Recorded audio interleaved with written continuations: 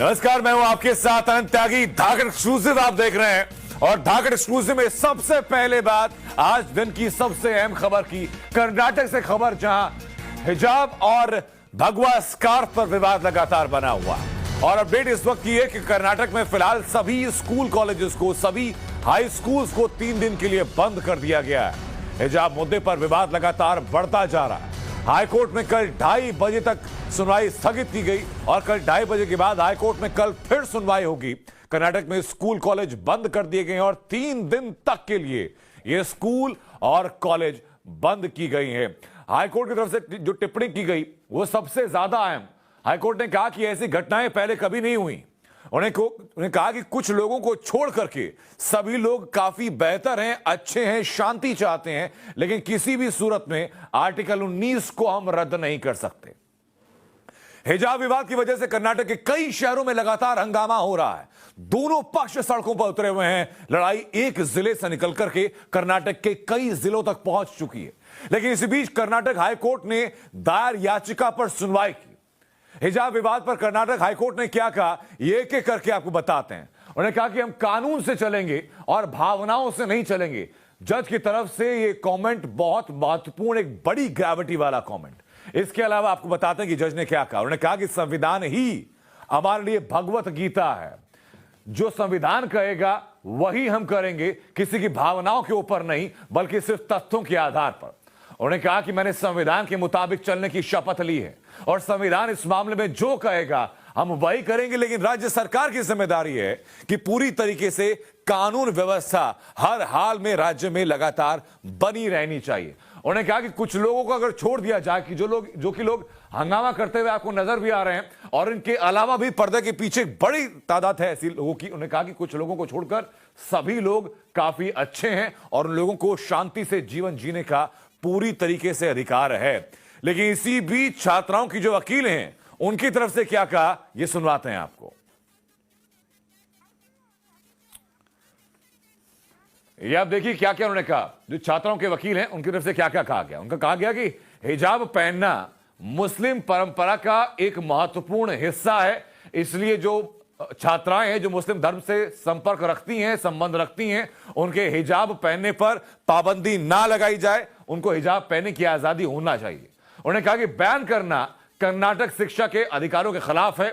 अनुच्छेद 14 और 25 के तहत यह उनका मौलिक अधिकार है कि वो हिजाब पहन सकती हैं और किसी को इस मामले में कोई भी आपत्ति नहीं होनी चाहिए। कोर्ट ने सरकार की क्या क्या दलील रही, उन्होंने कहा कि कॉलेजों को यूनिफॉर्म तय करने का अधिकार है, स्कूल्स को यह अधिकार है कि उनकी जो ड्रेस कोड है वो क्या। उन्होंने कहा कि जो छात्र छूट चाहते हैं वो कॉलेज डेवलपमेंट कमेटी से सीधा संपर्क कर सकते हैं, बात करके इस मामले में एक समाधान निकाला जा सकता है। उन्होंने कहा कि जो छात्र छूट चाहें वो सीधा जाए कॉलेज में, कॉलेज की जो डेवलपमेंट कमेटी है उनसे बात करें, अपने मुद्दे उनके सामने रखें, उसके बाद विचार किया जाएगा कि इस मामले में बिना किसी विवाद के क्या समाधान निकाला जाए।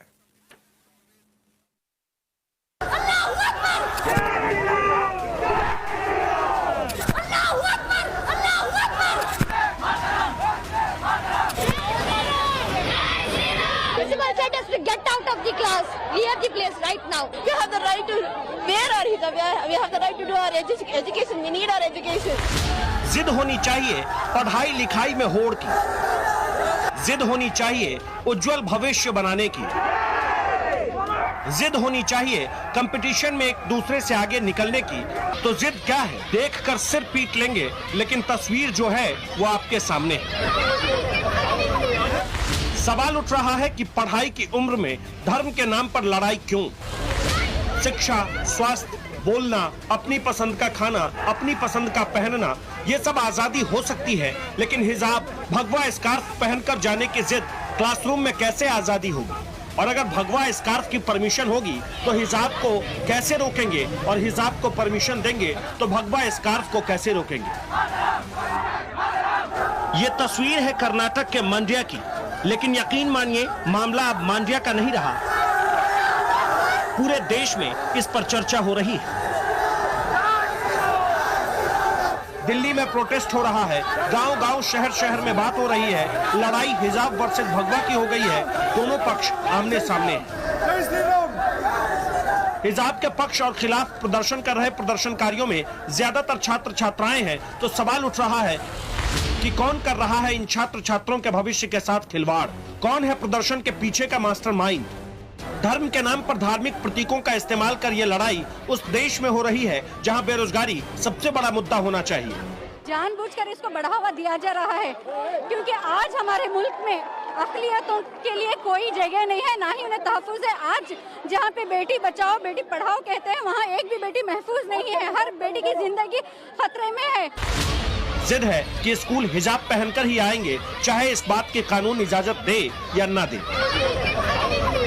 उडुपी से आई एक और तस्वीर को देखिए। उडुपी के महात्मा गांधी मेमोरियल कॉलेज परिसर में बुर्का के समर्थन में छात्राएं जुटी। छात्राओं के साथ दूसरे समर्थक भी मौजूद थे। नारा लगा रही भीड़ की मांग है कि हिजाब पहनकर कॉलेज में आने की इजाजत दे। लेकिन तभी महात्मा गांधी मेमोरियल कॉलेज के परिसर में हजारों की संख्या में भगवाधारी छात्र आ गए। आमने सामने आई भीड़ तैनात पुलिसकर्मियों और कॉलेज प्रशासन के लिए बड़ी चुनौती बनी। मौजूद अधिकारी भीड़ को नियंत्रित करने के लिए संघर्ष करते नजर आए। प्रदर्शन में शामिल ज्यादातर स्कूल के छात्र छात्राएं हैं, जिन्हें इस वक्त पढ़ाई करनी चाहिए थी। वो किताब को छोड़ सड़कों पर उतरकर हिजाब और भगवा की लड़ाई लड़ रहे हैं। कर्नाटक में लागू शिक्षा कानून स्कूल में एक यूनिफॉर्म की इजाजत देता है, ऐसे किसी ड्रेस की इजाजत नहीं देता जो धार्मिक सद्भावना को भंग करे। जिस बात की इजाजत कानून नहीं देता, उसकी मांग करना कहां तक जायज है? ब्यूरो रिपोर्ट, टाइम्स नाउ, नव भारत।